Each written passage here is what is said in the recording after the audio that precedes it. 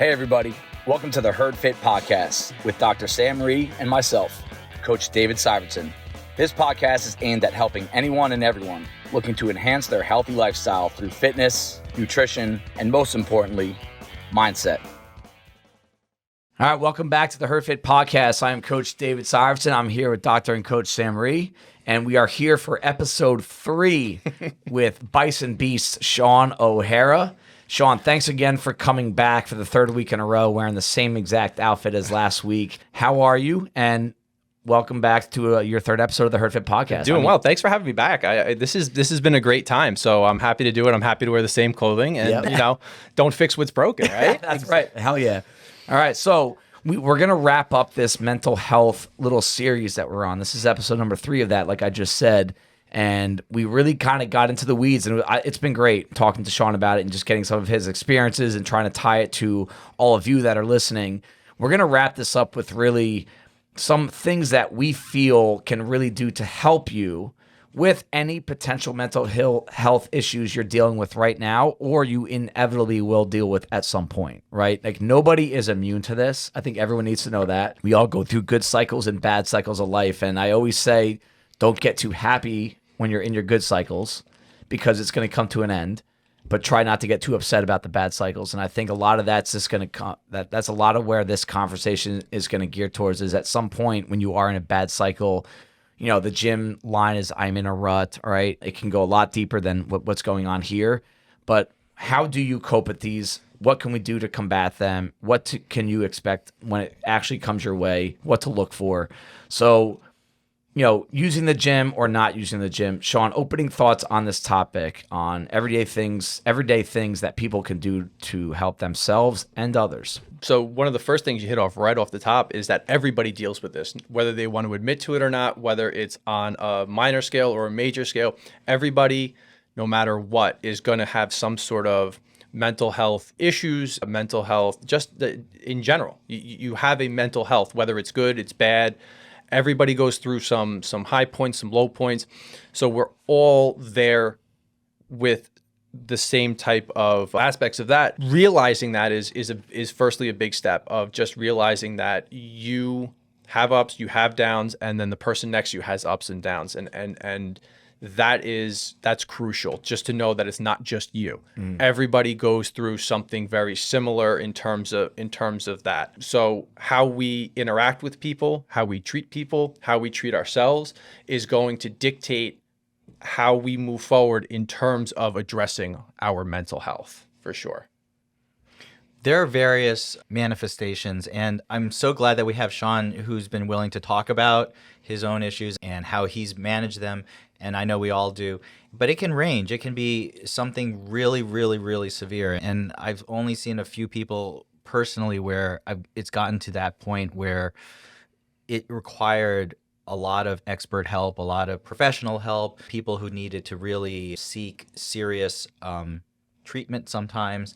And that's where I would say, if you recognize that you yourself right now have issues or have something that you feel like you can't cope. I mean, some of what we talk about will be helpful for a lot of people, but at the end of the day, and this is again my sort of legal thing, is like, seek professional advice. Yes. Don't let it fester. Don't say, well, Dave said eat kale and broccoli and work out and do Fran, and so now I'll be better. Like, that's not what we're saying here. I'm not a professional. So I would just say these are some examples that have helped me, help Sean, help Dave. Sure. But just recognize that there's just a whole variety of different situations, and it's just information. So one of the things that we really feel like can help you not necessarily avoid mental health struggles, because I don't think it's possible, right? But cope with them and maybe lessen the blow that can come from mental health issues, is trying to personally connect with people. Yes. And this is coming from someone that I am on the introverted side, and I do like to be, whether you can call it alone time, I don't know if it's documented anxiety, but I am in my happiest, most comfortable state when I'm by myself, right? Or with a very small group of people like this, right? But my wife will tell me, she goes like, I think you're more extroverted than you think. And I think what she means by that, and I agree with her, is when I am going through something, it always helps me to be around people that, care about me, that I respect, that I know have best interests in mind, that have been through things like this, right? Even talking about this is also helping me talking about this, right? So there is a personal connection, and I do think we should all put some effort into putting ourselves out there into environments like this, like a CrossFit gym, a church group, a social circle, because I think the more interpersonal interactions you have with people, the more doors open to how do I solve my internal issues. Yep. So part of what we talk about, especially in CrossFit, and I know it's been on this show several times, is get comfortable being uncomfortable. And to say that to an introvert or somebody with high anxiety is a very difficult thing to do. And the important thing to realize about that is not necessarily to rush into uncomfortable situations, but we have what we call controlled uncomfortable situations. So we take the gym, for instance, is joining a gym. And if you are an introvert and you have some high anxiety and you're joining a community, you're an outsider coming into a community gym, that can be stressful and high and anxious enough. Hell yeah. But you're here for an hour. So we start to sit there and say, okay, now you've made the first step of joining the gym. So now we're uncomfortable. But your uncomfortable only lasts an hour. You can be out that door. You do not have to stay a minute after the WOD is done. Right. You can leave. You don't have to sit there and interact with people or anything else like that. Get yourself to the gym. There was a saying I just heard the other day. It says, if you do hard things, life is easy. If you do easy things, life is hard. So if you start to put yourselves in some of those positions, how is it in a month, you're going to feel comfortable going to the gym. You're going to start to get involved in that community. You're going to start to understand what that community is about. Maybe it's not for you. Yeah. So you've learned that. Now I need to go and find another place. I've learned what I don't like, what doesn't work for me. Now it's easier. Now I can find something that I do like that will work for me. Maybe it's not CrossFit. Maybe it is a bodybuilding gym. Maybe it is another aspect of fitness that works with and that community I relate to more. Orange Theory. Yeah. Orange, right, exactly. Any one of those. I'm a big proponent of do what works for you, because what works for me may not work for you. So put yourself in a controlled, uncomfortable situation, and that will start to help you with maybe some of the anxiety or some of the things that you're dealing with, whether it is anxiety, a little bit of depression, a little bit of, social anxiety, whatever the case may be, because if you never do, you'll never address the problem. Right. And it just opens up different routes to the solution, right? And I think one of the things that I've been a big advocate of is saying thank you and being grateful makes you a happier person. And 100%. You have written on here, it's like, when you leave the gym, right? Like saying thank you, like I shouldn't be saying this because I'm the coach, but like but I will say when people leave the gym and they say thank you, right? It immediately brings me up. It's like, and when I'm brought up, my next class will now reap the benefits of that, right? But I also think when you say thank you, and you're not just doing it because you're supposed to, you're actually thankful for what you just received, right? You're thankful for the community, not even thankful for the coach, right? Thankful that you just got to spend an hour at the gym with people that are great people. You got to work out. You're working on your physical health, mental health, right? When you are actually more incredibly grateful for what you have in front of you, it's going to make you a happier person. No question. For sure. I remember a little while ago, you talked about somebody came up to you and said, Dave, why did you stop saying people's names before at the whiteboard before the class, at the whiteboard before the class? And something as small as that reaches out to people. It's a feeling of inclusion. It's a feeling of recognizing them, connection, and everything else like that. And again, Dave didn't come up with this. I do have this on the outline that I sent to him, so he's not. So as an athlete, at the end of class, and this is something I have done since I was in high school and college, and then when I went back to coach high school lacrosse for a long time, of every day, there is a sense of accountability. There's a sense of connection. There is a sense of community when you are done with your workout, with your practice, whatever it is. You go up to each coach, you look them in the eye, you give them a handshake, and you say thank you. And you are thanking them for a myriad of reasons. You are expressing your gratitude for being able to play, being physically able to play, mentally able to play, have the means, for thanking the coach for their time. Coach is now thanking you for the time and effort that you put into the class. It goes a long way, and it's 10 seconds of your day. It's 2 words out of your mouth, and the amount of positivity that it projects into both people, the coach and the athlete, is tremendous effect of what it can do to you. And it's 10 seconds and 2 words. Yeah. Yeah. Why don't we do it more often? Like, why wouldn't we? Yeah. Right. I agree. I try to say thank you every time because yep. I have a greater appreciation now as a coach for other coaches. Some days I feel like I don't really deserve the thank you, though. I will say, like, I try to give my best performance, but I know some days I'm not at my best as a coach. This is some of the anxiety I have as a coach. I always feel like there are certain things that I, like, for example, logistically, like a couple of weeks ago on a Wednesday, the first part was a Imam Toast bar, and then the rest was running and some other stuff. Yep. And I didn't assign people to bar height because I forgot that on the toaster bar they really need to do You were thinking about ring rows. and ring rows and everything Right. else. I assigned 3 people and 3 people, and I was like, oh man, they would be much better if we flipped them and did it the other way. These guys go over here, these guys over here. And so the middle of like at the beginning of the workout, I'm just like messing around. It's like the logistics were a nightmare. Yep. And 5 a.m. usually has maybe like 14 to 18, but it was like 20 some people that day. Yeah, it's tough. And I was just like, my mind was exploding. Yeah. And I felt, man, I don't really deserve that thank you today. I really kind of effed up. And then I really put a lot of effort into the 6 and 7 a.m. And I felt like, okay, now you can thank me for those classes. But even that, like, I think that the effort and thought that you're putting into it, like, that's why it's like one of the bars here is pretty high to coach, because you have to genuinely care. If you didn't really care, be like, oh, sucks for them, like, you were probably stressing out. And I think someone, maybe not in that moment, not that class, should be thankful for it. But the fact that you care, and here you are a couple weeks later talking about it, right? And trying, like, you know, and you're probably going to try to fix that issue for the last time. Like, that's part of what you want people to be thankful for. It's not just the moment. It's the underlying big picture. And I am going to try to improve my performance as a coach so that your experience is better.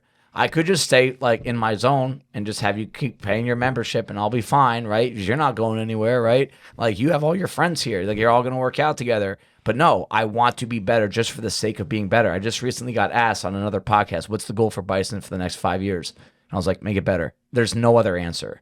And that's part of what we want people to know about us as coaches, is we want the experience for you to be better, because there's a spillover, like what Sean was just talking about. The spillover to someone wanting to make their classes better as a coach is going to help the athlete get their experience, and then the athlete's in a better move. They make the person next to them better, and that's what has built Bison from the beginning. It's the spillover. I think some of the, if I have a lot of anxiety, especially if you're an athlete and you come in and you have a lot of anxiety about coming in for a class, some of what helps me as a coach is, all right, if I just focus on helping the athletes, some of that dissipates. And I think as an athlete, when you come in, if you're not just saying, okay, this is about me, but let me see, what can I do as a person to help make the class a little bit better? Say hello to people, like, not just make it about me. Some of that anxiety might actually dissipate, because you're like, I'm not going to worry so much about myself, but how am I going to make it a little bit better for the person next to me, or my friend who might be showing up, or someone else? And I think that can be helpful to not just focus on what it is that you're thinking about. Absolutely. There's a million different examples that each one of us can put there and think about when we were an athlete, and when someone who I'll use the term acquaintance, not even that we're friends with, that we may not be close to, just came up and just took 5 seconds out of their day and says, wow, you're really pouring sweat. You must have really hammered that workout. Yeah. And then, okay, thanks. And now you're sitting there for a second. It's like, how did that make me feel? Like how did I feel after there's one person who, doesn't really know me, doesn't owe me anything, doesn't owe me a conversation or a fist bump or anything else like that, just comes up to me and says, wow, you really worked your ass off on that workout. And it's those little things, especially to people who are new, especially to people who are introverted, especially to people who think maybe they didn't have a good workout, because they can't look at it from the outside and sit there and say, well, maybe it wasn't a good workout to your standards, But objectively, for me as a coach, as I look at you, you improved so much on this movement, that movement. Maybe it wasn't the time you got, but you moved a lot better. Right. You know, you got through a workout. That means a tremendous amount to somebody's just well-being and mental health of just that particular workout and moment. I agree. And it's kind of cool to kind of remove yourself from your own mental health sometimes, because this topic, like, right, it's not only about how can you help yourself, how can you help others, right? Like that's a big part of what the culture is here, right? Is if we all help each other out, we're all going to receive help, and we all need help, right? So, now something that you could do yourself, and I want to ask you about this, listing the good things. Do you actually mean physically right? Or in this era type on, a list of good things for you to kind of look at tangibly and say, you know what, I do have a lot in my life right now that's lined up pretty well. So that varies from person to person. It kind of, you can list them in your head, you can list them, you can write them down, you can type them out, you can talk to somebody about them. I'm going to bring up an instance where I actually did this, and I don't even know if you actually know this. I'll take you back to, this was 3 years ago in October or November. I typed out a letter, and I was a year at Bison. And I typed exactly what you're talking about. I typed out a letter, and I put it in an envelope, and I didn't sign it. There's no name on it. And I typed out, it was about a page letter, and I put it on the desk. It was during the class, nobody was around and everything. I just left it on the desk, and it was addressed to all of the Bison coaches. And it was a letter expressing my gratitude, where I was before I was at Bison, where I was a year into Bison, where I was mentally, physically, emotionally, socially. It covered a lot of aspects. And at the time I was embarrassed because I didn't want to put my name out. I was still new, but I wanted people to understand what they were doing here mattered. And I don't necessarily know, because I'm an athlete, I'm not a coach here or anything else like that, is to help the coaches understand the magnitude for what they do. Where maybe it doesn't seem to them, and again, correct me if I'm wrong with some of this stuff, but maybe at times it doesn't seem like they're affecting people as much as they actually are. Yeah. Okay, we're here for fitness, and we have a little bit of a community, but when we can sit there and say that we actually significantly help somebody with their mental health issues, that we significantly help people with some of their actual health, nutritional, physical issues, to the point where they've lost 30 pounds, they're off medication, they're not dealing with the same problems. It's a tremendous uplift to sit there and just look at that and say, wow, I was actually part of that. I was responsible for that. And I wanted to convey that. And that felt so good for me to let somebody else know that they made an environment and made something and made a tremendous difference in a short period of time.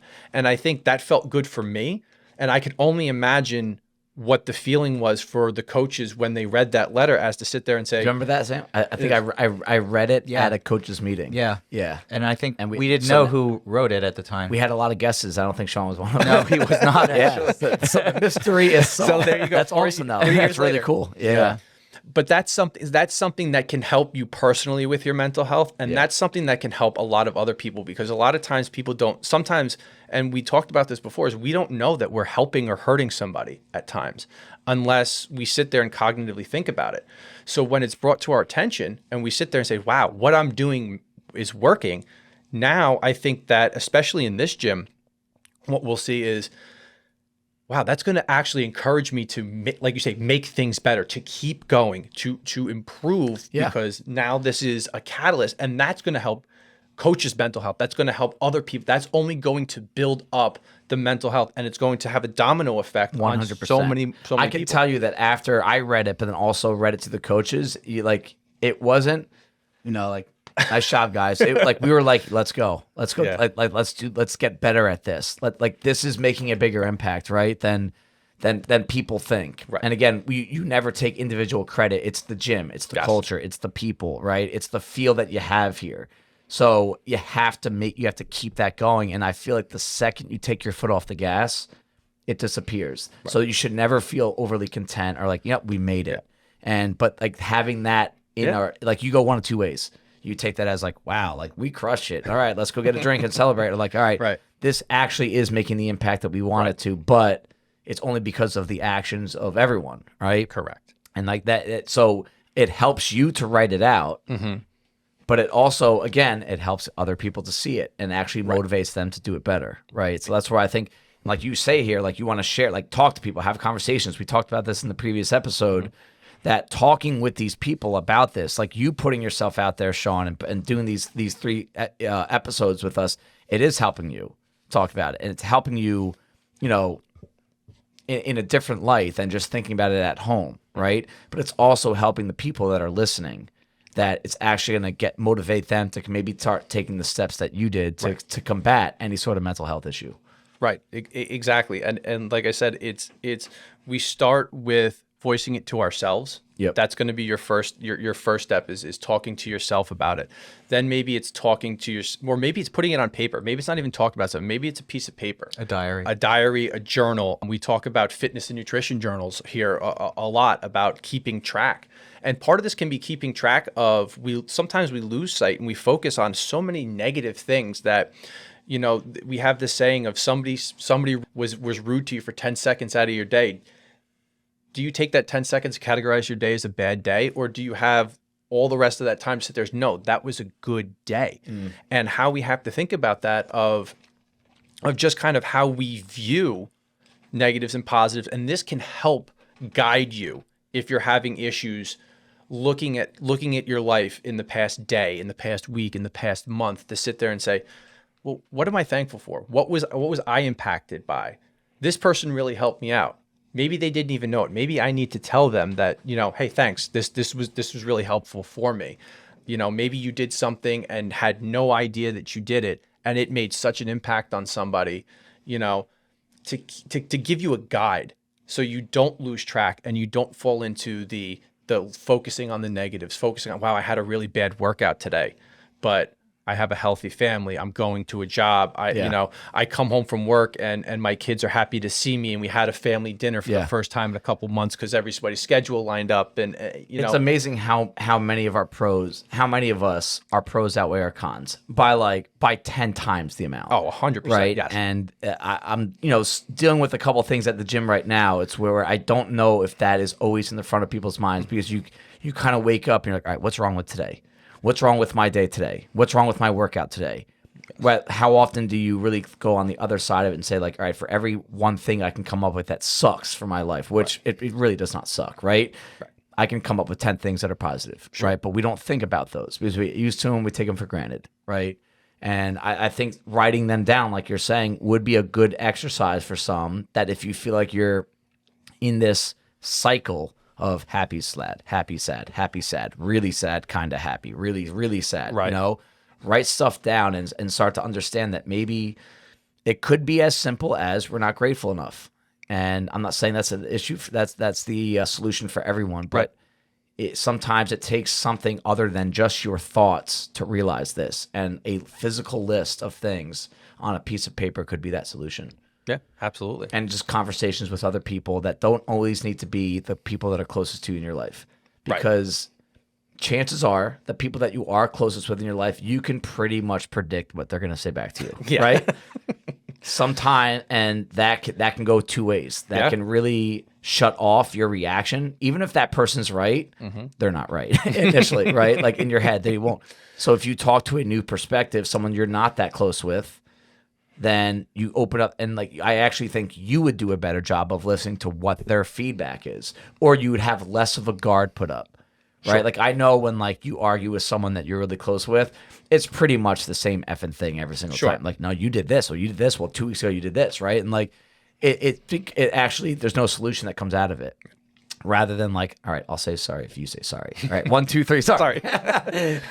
But like, I think if you had this conversation with someone that you've never had this conversation with before, it gives you another tangible list of things that you just you're not putting your own spin on what they're saying. Yeah, it gives you an outside view, and again, I know you guys have spoken about this several times in terms of being coached by a different person, making it a point to come to a class and being coached by somebody else. You know, I always make fun of Liz all the time, and I sit there and say, Liz, come back to 9:30. Like, I miss you. And it has nothing to do with I don't like the people coaching at 9:30. Sure. Yep. I like hearing other people's voices. And even in this topic of, like you said, I know what this person's going to say. Yeah. I know what their thoughts are. I know what their reaction is going to be.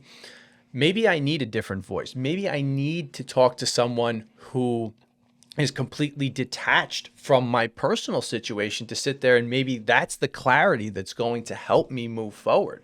Maybe that's the voice that's going to resonate with me. Of how many times have you told somebody to hit these points snatching, and then Sam comes in and says two things, and this person's throwing a squat snatch over their head, like, PRing.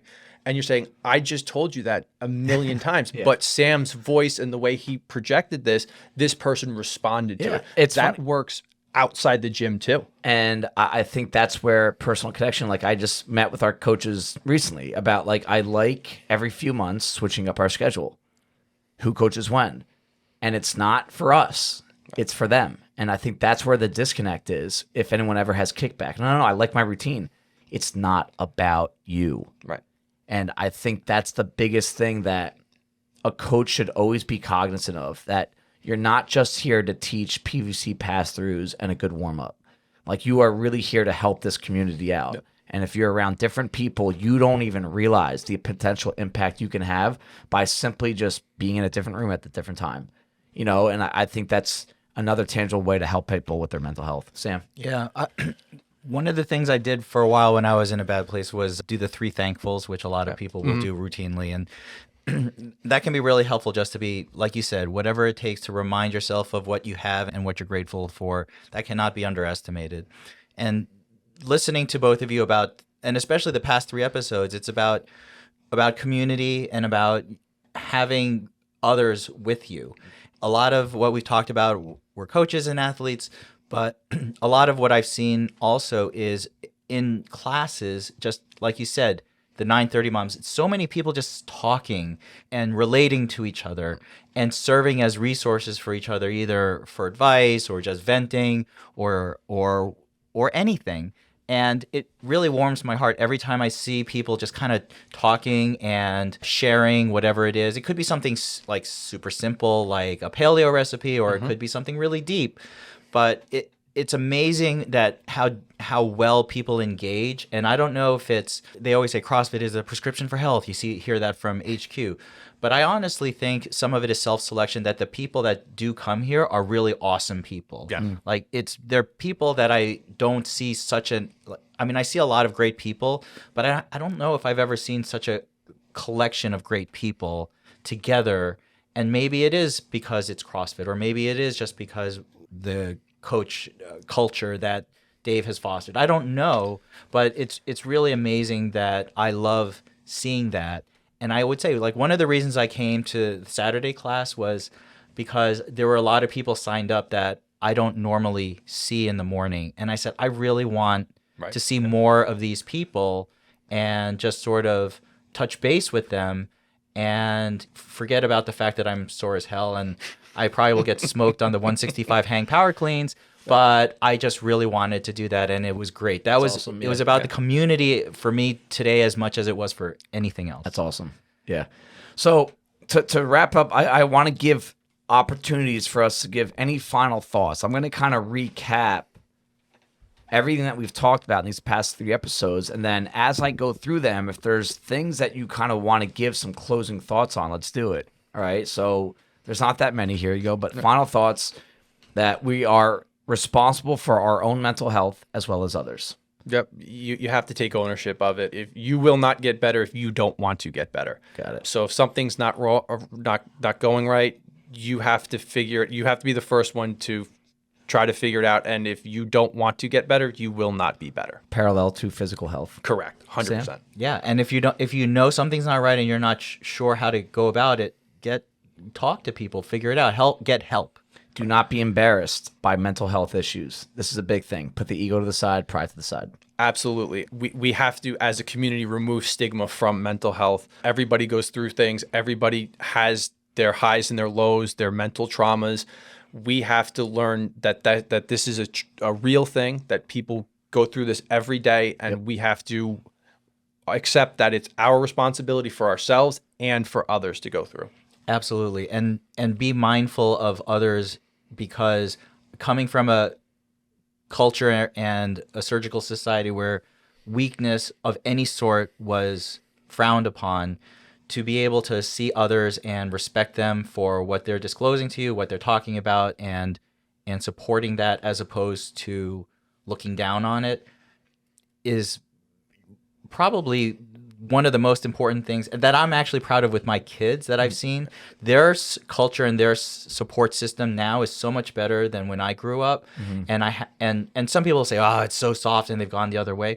I don't think so. I will take what my kids see and do and act upon in a positive way that I never would have experienced as a kid.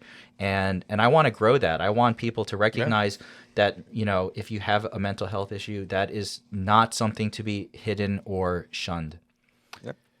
Give yourself a break. We are usually our own harshest critics. This is a big one. We are our own worst enemies. It's amazing how many times we can look back that we kind of self-sabotage ourselves with many different aspects. And there's one instance in CrossFit.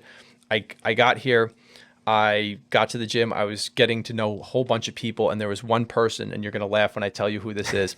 You will too, Sam. I could not figure this person out. We weren't connecting. They were always around, and I heard this person was absolutely friendly, like great person, like salt, everything, like. And it wasn't happening for the longest time. I'm like, it's got to be me. I'm in my head saying, what am I doing wrong, and everything else like that. And finally, after it was months. We started, started a little dialogue, and then eventually got to know each other. And now this person is one of my best friends in the entire gym. Okay, Absolutely, who it is? Awesome. It's Kathleen. Kathleen Song, really? Kathleen was the hardest person for me, and I love her to death. I could see it. Kathleen is, because when she comes in here, she is like, she is business. Yeah, she's like ready to go. Business. Yeah. But I will tell you, if you speak to her outside of this gym, she's one of my all-time best friends. I would do anything for her. I was about to say, you guys Kathleen. are so tight. Yeah. That really surprises me, actually. I know. She was a tough one to get to. But in my head, I was spinning, and I was like, this is what did I do? I must have said or done something to annoy her or anything else like that. So we can eat away at ourselves for no reason whatsoever. And we can overanalyze. And this is the anxiety part of me that really shows through. Yeah. Is that we just kind of have to get out of our own heads and really take a step back and sit there and just be a little bit more critical of ourselves and say, okay, no, I think I'm doing all right. Or, maybe this just, there are other explanations for what's going on. Yeah, Kathleen's in a kind of a league of her own with a lot of things, and she was probably just kicking your ass in workouts. And there was no doubt about it, especially back then. Nutrition and fitness go a long way to. Yeah, that's really been what this entire thing is about. It's everything that we've talked about. Nutrition, fitness, and mental health go hand in hand, and we have to be, if we want to get better, we have to be responsible with all three, and we don't have to do it by ourselves. Iron sharpens iron. Like they will strengthen each other. If you want to strengthen one, the others will reap benefits. Very synergistic. You're absolutely right. Do not wait to treat any issue.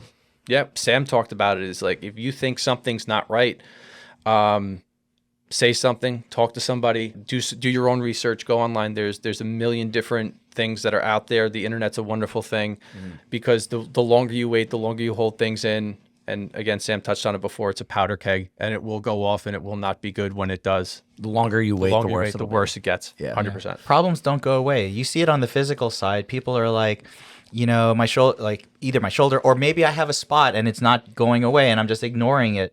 Well, guess what? Maybe you should get it checked out, and it's the same thing on the mental side. You're 100% right with that.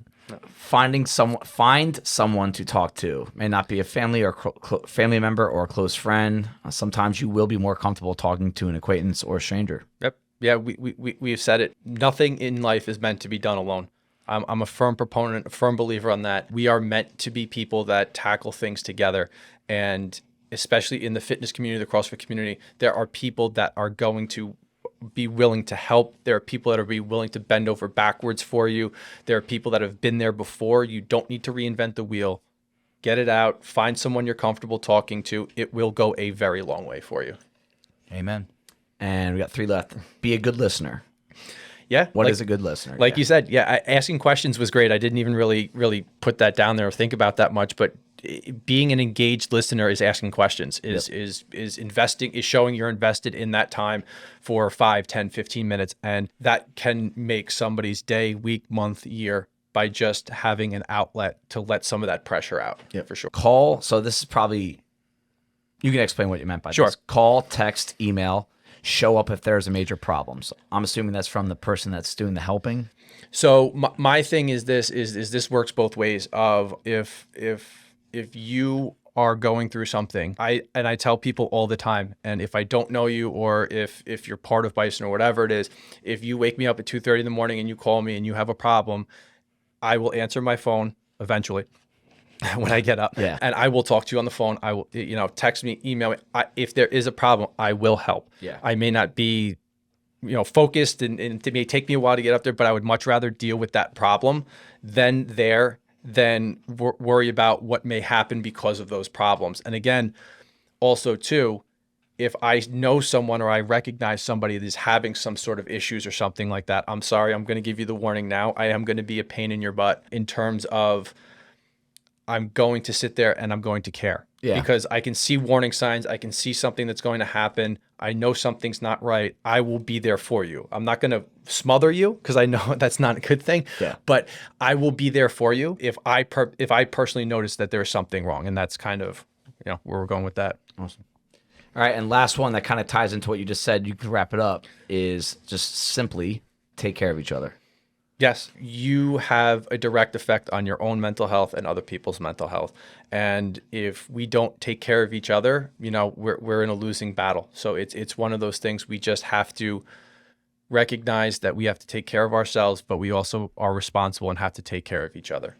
Awesome. Sam, any closing thoughts? I'm so glad that you came on and spoke with us. I had no idea how this was actually going to go.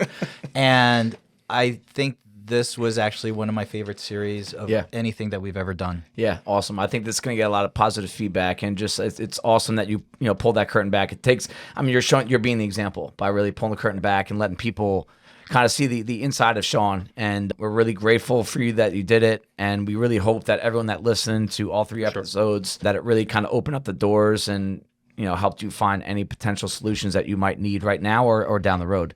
So thank you again, Sean, and we'll see you at the gym this week. Thanks, guys. This is great. Thank you, everybody, for taking the time out of your day to listen to the Herd Fit podcast. Be on the lookout for next week's episode.